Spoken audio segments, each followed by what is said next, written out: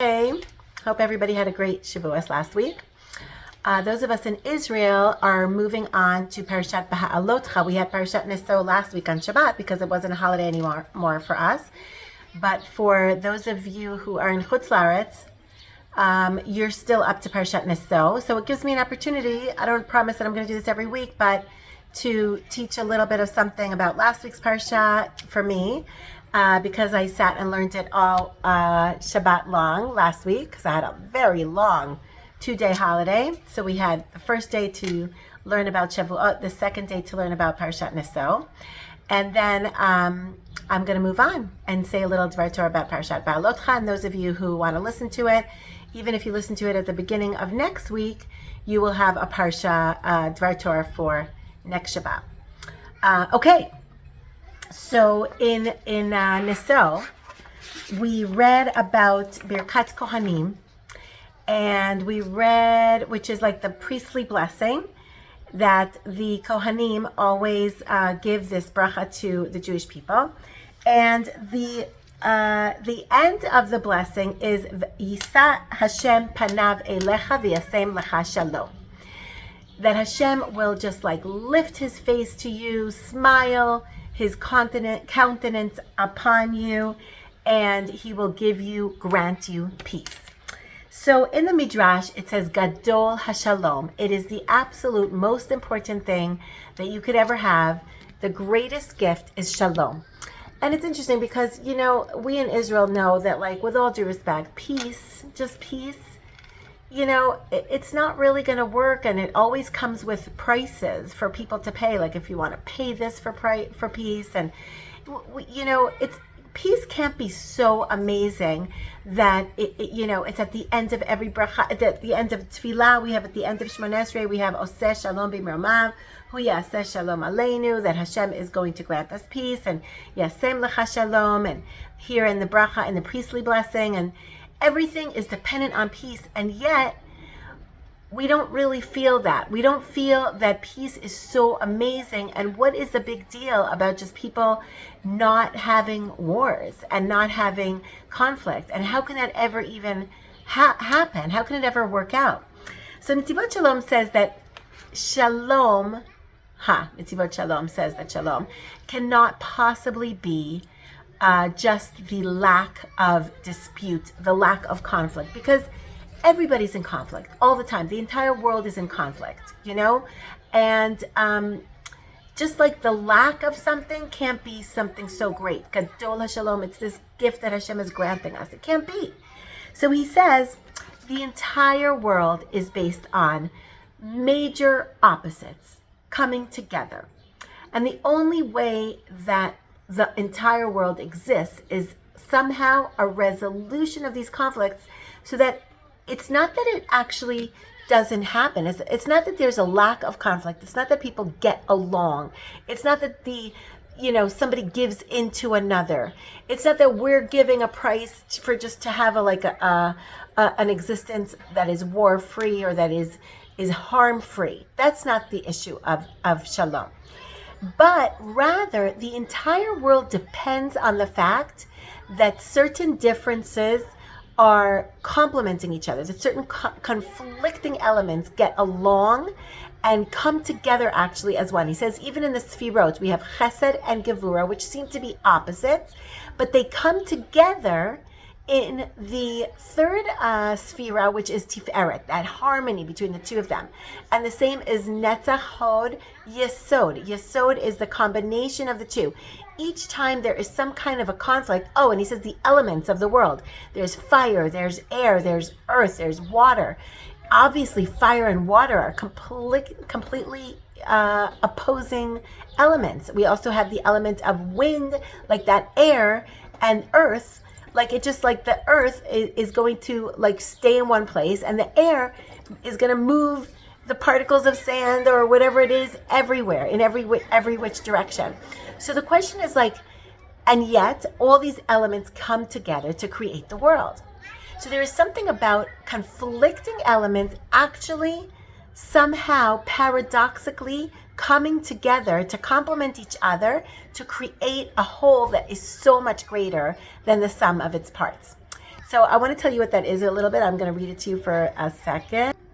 So he says that not only do these elements somehow not cancel each other out and not fight among each other, but if they didn't get along, if the fire and the water didn't come together somehow to create the creation, and the air and the water and the earth and everything would just come together, you wouldn't have a world. Like, it's all dependent on everybody coming together paradoxically and actually creating something. Also, we have the same idea, male and female, two opposites somehow coming together and creating something that is greater. Like, for instance, Hakadosh Baruch Hu Yodea Sodot HaBri'ah. Only God knows the secrets of creation. Shel Kol Hanigudim Halalu. All these different opposing factors and elements. But only Hashem knows that secret of how they complement each other. V'nimtza shekol kiyum habri'ah talui b'zeh. And the entire existence of creation, it depends on this complementing of each other and coming together. And so that is the gift that Hashem is giving us. That's the shalom. And that's why the giving of the Torah, that's why it says all these interesting things. Shmo shel HaKadosh Baruch Hu nikra Shalom. The name of Hashem is called Shalom, and HaTorah kula Shalom, and the Torah is one and united and peace.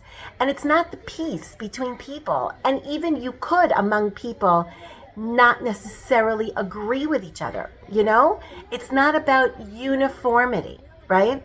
That's that slogan that Momentum always has. Momentum trips are always saying. It's about unity, not uniformity. So people don't have to get along necessarily. We can argue, but there has to be that loving willingness to complement each other and to come together as one. And that's why we needed that in order to come together before Har Sinai, before we got the Torah in last week's event on Shavuos. But it also says this is also how each and every person within himself also exists. He has to have within himself all this inner peace. He has to have within himself the ability to have different talents, different strengths, and allow them to come together. And ahava and yirah, he has to sometimes love, and sometimes he has to have fear, which is sort of like a bit of a distancing aspect. All of these things have to come together in order for him to complete his mission in this world. And he says something beautiful, that the entire world is dependent on the Jewish people creating this unity and loving each other and coming together. And he's saying, like, all the malachim, Oseh Shalom B'Miramav, which is at the end of our prayer, at the tefillah of Shmoneh Esrei, is all about the malachim. Oseh Shalom B'Miramav. Hashem makes peace in heavens. What does that even mean? The malachim the angels shouldn't have a problem getting along. Why would they conflict? They don't even have an opinion. But it's that the upper worlds are depending on us here, the Bnei Yisrael, the Jewish people, getting along with each other and creating the unity among ourselves in order for the upper worlds, Hashem and the Jewish people, to get along. And that is the job of the Kohen, of Aaron HaKohen. And that's why he was so busy creating peace among the people, among the Jewish people. There's this idea that he was running around, trying to resolve conflicts among the Jewish people, because his job was to create that connection between the Jewish people and Hashem. And that only happens once all of the Jewish people are together, are at one. Okay, so that was the idea of shalom, or the idea from this last week's parsha of the bracha of the Kohanim. And I wanted to move on to next week's parsha, or our parsha in Israel, which is Baha'alotcha. And I feel like I've said this before because it's such a beautiful pasuk. I can't even get over it. I love this pasuk. It says like this: on the day, this is about creating building the menorah and like bringing Hashem's Shechina down into the Mishkan.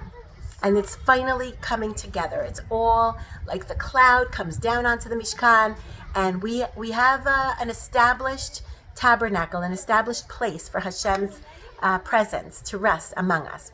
So it says a beautiful pasuk. Uviyom hakim et hamishkan. On the day that the tabernacle was created, kisah ha'anan et hamishkan. There was a cloud above, on top of the tabernacle. לאוהל ההידוד, ובערב יהיה על המשכן כמראה אש. And there was a fire on top of the tabernacle in the evening, at night. עד בוקר, until the morning. כן יהיה תמיד. This is always, every single day, the way it was. It's a pattern. This is the way it is.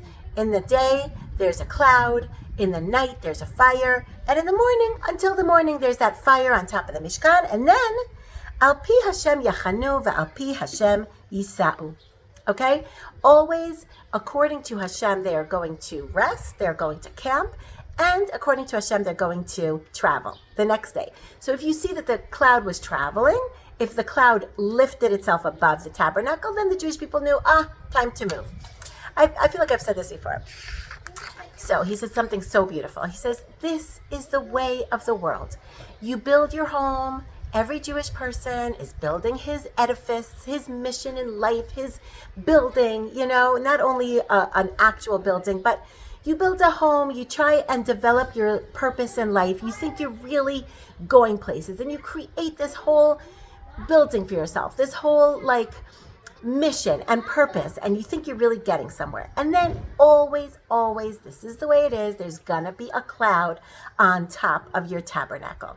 Instead of you hoping or seeing tremendous fruits of your labor, and you're able to just chill and relax, and I built my tabernacle and I have the presence of God and everything is going great, Hashem puts a little cloud on top. There's something that's not perfect, little, what's his name in the Winnie the Pooh? I forgot his name. Whatever. And there's always a little cloud on top of his head. So that's the way it is. There's always going to be tests and challenges and difficulties. And that is how it's always going to be, because Hashem, in the end, wants you to go according to him. Al pi Hashem yis'u ve'al pi Hashem yachanu. I am in charge, says Hashem. I am orchestrating everything. I'm tailor-making everything in order for you to go from here to your destination. At the end of your life, don't worry. You're going to get to your destination. I am working it all out.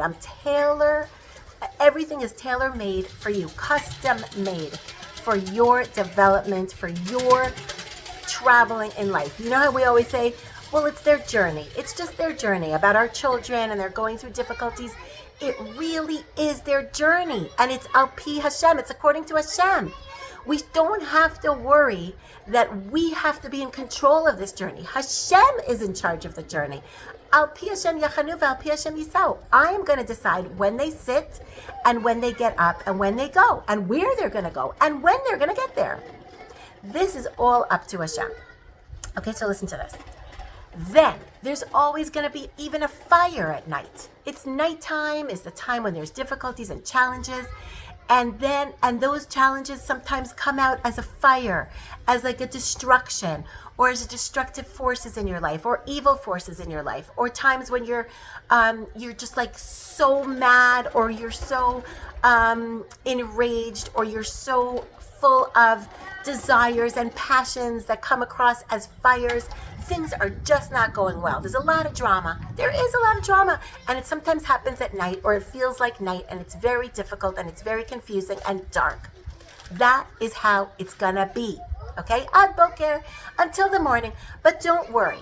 When Hashem wants you to move, he will pick up that cloud, and that's when you know that it's time to grow. And this is what I remember saying to you before, that he says, Ein ze hazman lalechet vela'alot. When there is a cloud on your mishkan, on your life, there's a cloud, there's challenges, there's difficulties. This is not the time to move. You don't have to worry. It's just time to tread water, okay? You just need to not wreck your tabernacle. Just don't destroy it, okay? But Hashem doesn't expect for you to grow during the challenge itself. Just camp. Stay in one place, but afterwards, when that cloud starts traveling, lefi he'alot ha'anan, when the cloud gets up and leaves, me'al ha'ohel ve'acharecha nisa'u, that is whenever that cloud decides to leave, you can get up and start traveling. And you will then go from place to place, and you will move forward in your journey, and you will eventually arrive at your destination. Don't worry, Hashem is working it all out. Now listen to this. Ve'az v'lalechet kama shiyoter, and then go as much as you can, as much as you can. No cloud, no cloud. Okay, let's keep going. Mimadrega lamadrega, from level to level. This is the time to ascend. Okay? Al pi Hashem yachanu v'al pi Hashem yisau. Hakol hu b'hanhaga elyona. Everything is from Hashem, within Hashem's particular order, how He decides to do things. And v'gam ba'et shekisa ha'anan al kol metziuto, even if there's a cloud on your entire reality, yeda Yehudi she'ein ze me'elav. It's not random. Know that this is not random. Shehakadosh Baruch Hu manhig zot. Hashem is leading you from one place to the other, and this is what Hashem is demanding of you now. Now it's time for you to camp. Mitoch kisui ha'anan. You are supposed to serve Hashem within that darkness, within that difficulty, within that cloud, and then eventually I'll work it out. Don't worry, you know? So I think I remember also telling you a couple of weeks ago that we do have to keep in mind that what we can pray to Hashem about is this idea that, you know, Hashem, all I want to do is grow. I want to move from one level to the next. So do me a favor and take that cloud off. Like, that is something that we could ask Hashem and just tell Him that we are just, we're with you, Hashem. We get it. We're on board. We're committed to this mission that you have in mind for us. We know it's all from you. And we also know that you will be so happy if we're able to accomplish our mission, if we're able to use all our strengths. I say this to Hashem seriously every single time I can remember, like literally every time I have a minute to think, or that I'm just like, you know, in a spinning class, for instance, I literally meditate on this concept. Hashem, I know you love me. I know you'll be so happy if I just have the wherewithal to take all my strengths and talents and advance with them and bring your Jewish people back to you, or accomplish whatever I'm supposed to accomplish, and do all these missions, do all these jobs, you know, bring women to Israel on a trip, which I'm, by the way, doing in October, B'ezrat Hashem, at the end of October. So stay tuned. But, you know, I just need other things to fall into place. I need the cloud to move. So Hashem, just, you know, I know we're good. I know we're in good hands. And I'm just waiting for that cloud to move. And I know that that's what you want also. That's what you want also. And you're going to be so happy. Remember, we talked about the idea that Hashem is like our parent, just like our parents are happy when we're happy. So we say to Hashem, Hashem, I just want to serve you happily with all my strengths, with all my talents. I want to move forward in life. So please help me. Please take the cloud off. And with all of that, we should have a good Shabbat, and we should work on peace within ourselves and peace among the Jewish people.